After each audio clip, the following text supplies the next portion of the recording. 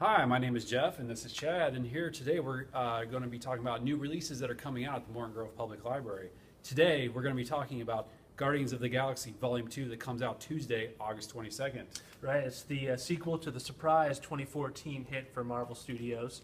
Features the same wisecracking, spacefaring troupe that we have here. We have Peter Quill, played by the very hunky Chris Pratt. Agreed. Then there's also the wily but very hard-nosed raccoon, voiced by Bradley Cooper, and his sidekick is now in baby form, Baby Groot, the tree of very few words, played also by Vin Diesel. One of the best roles he's ever been in, acting-wise. Absolutely, yeah. And then there's also Gamora. She's the steely assassin who maybe has a budding romance with Peter Quill in this movie. Some would say like Sam and Diane from Cheers. Some would say that, yeah. And then the new addition to this story is Ego, played by legend of cinema Kurt Russell. An American icon, in my opinion. Absolutely.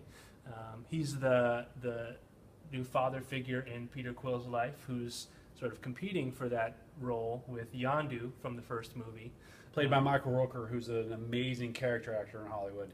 If you don't know his name, you would recognize him when you see this movie. Well, maybe not recognize him with all the makeup he's got on. But right. So what were your thoughts on the movie? I thought it was an excellent movie. This movie's got everything. It's got comedy. It's got action. It's got drama. It's got great emotional depth. Great music. Some people would say this is a space opera, and I would agree. James Gunn, the director, has done an excellent job of putting the right song into each scene, and it just flows perfectly into the movie. Yes.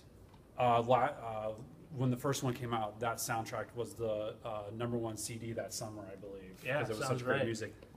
Just the same in this movie. Great music. A lot of 70s pop rock, but it's great for a summer movie. Yeah. And like you said, a lot of emotional depth. The relationship between Quill and his two father figures, and the relationship between Gamora and her sister, which they both have sibling rivalry going on, but there's a lot going on there. Like I said, one of my favorite TV shows of all time, How I Met Your Mother. They once said, guys, you're only allowed to cry at the end of Field of Dreams. I would say, with this movie, it's okay to cry at the end of it, guys. There's some very touching emotional scenes in this movie. Yeah. So there is a lot of the comic book mythology stuff to keep track of, but if you've seen the first Guardians of the Galaxy, you'll be fine. It's just a great ride all the way through. You don't have to worry about the details. And I would say, if you're a Marvel fan, especially of the Avengers series, this is a must-see. This movie will tie into the newest Marvel Avengers film coming out next summer, the Infinity War series. So right. If you're a fan of that, this is a must-see because it does tie into that story. Right, so check it out.